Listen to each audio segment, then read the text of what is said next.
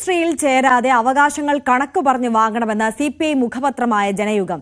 മോദി സർക്കാരിന്റെ ദുശാഠ്യത്തിന് വഴങ്ങരുത്. PM ശ്രീ പദ്ധതി മുന്നോട്ട് വയ്ക്കുന്ന ആശയങ്ങൾ ഇപ്പോൾ തന്നെ കേരളത്തിലുണ്ട്. കേരളം ഇതുവരെ വിദ്യാഭ്യാസ മേഖലയിൽ കൈവരിച്ച നേട്ടങ്ങൾ ഇല്ലാതാക്കാനാണ് നീക്കമെന്നും ജനയുഗം വിമർശിക്കുന്നു.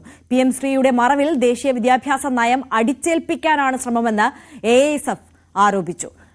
VV അരുൺ കൂടുതൽ വിവരങ്ങൾ നൽകും. അരുൺ, നേരത്തെ തന്നെ CPI ഈ വിഷയത്തിൽ പ്രതിഷേധം അറിയിച്ചതാണ്. ഇന്ന് നടക്കാൻ പോകുന്ന മന്ത്രിസഭാ യോഗത്തിലടക്കം ഈ പ്രതിഷേധം അറിയിക്കില്ലേ? അതേത് തരത്തിൽ CPM മുഖവിലേക്കെടുക്കും?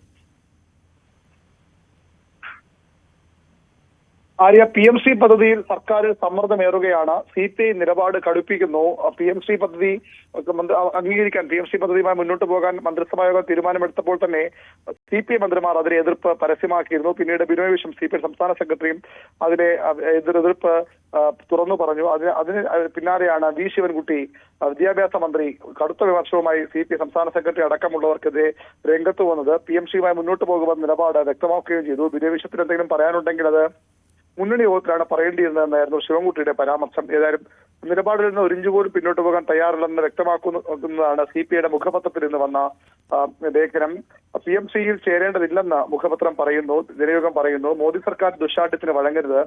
PMCയിൽ ചേരാത്തതിനാൽ SSA ഫണ്ട് തടഞ്ഞു വയ്ക്കുന്നുണ്ട്. അത് പോരാട്ടത്തിലൂടെ നേടിയെടുക്കണം. PMC പദ്ധതി മുന്നോട്ട് വയ്ക്കുന്ന ആശയങ്ങൾ ഇപ്പോൾ തന്നെ കേരളത്തിലുണ്ട്. ലാപ്ടോപ്പുകളില്ലാത്ത സ്കൂളുകൾ കേരളത്തിലുണ്ടാകില്ല. കേരളം ഇതുവരെ വിദ്യാഭ്യാസ മേഖലയിൽ കൈവരിച്ച നേട്ടങ്ങൾ ഇല്ലാതാക്കാനാണ് നീക്കം. കേന്ദ്ര സമ്മർദ്ദങ്ങൾക്ക് വഴങ്ങുന്നതിന് പകരം അവകാശങ്ങൾ കണക്കു പറഞ്ഞ് വാങ്ങണമെന്ന് CPI മുഖപത്രം നിർദ്ദേശിക്കുന്നു സർക്കാരിനോട്. അതായത് PMC ചേരാതെ തന്നെ സംസ്ഥാനത്തിന് മുന്നോട്ട് പോകാനാകുമെന്ന നിലപാടാണ് ജനയുഗം CPIയുടെ മുഖപത്രം CPIയുടെ നിലപാടായി കൂടി മുന്നോട്ട് വയ്ക്കുന്നത്. ഇത് സർക്കാരിന് വലിയ സമ്മർദ്ദമുണ്ടാക്കും.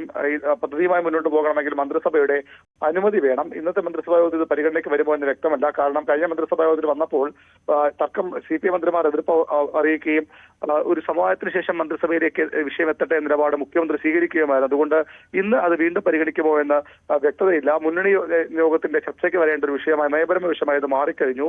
സർക്കാരിനെ വിദ്യാഭ്യാസ വകുപ്പിനെ സമ്മർദ്ദത്തിലാക്കുന്ന കടുത്ത നീക്കമാണ് ഈ വിഷയത്തിൽ CPI ഇപ്പോൾ നടത്തുന്നത്. തീർച്ചയായും VV അരുണാണ് വിവരങ്ങൾ നൽകിയത്. PM ശ്രീ പദ്ധതിക്കെതിരായ നിലപാട് കടുപ്പിക്കുകയാണ് CPI.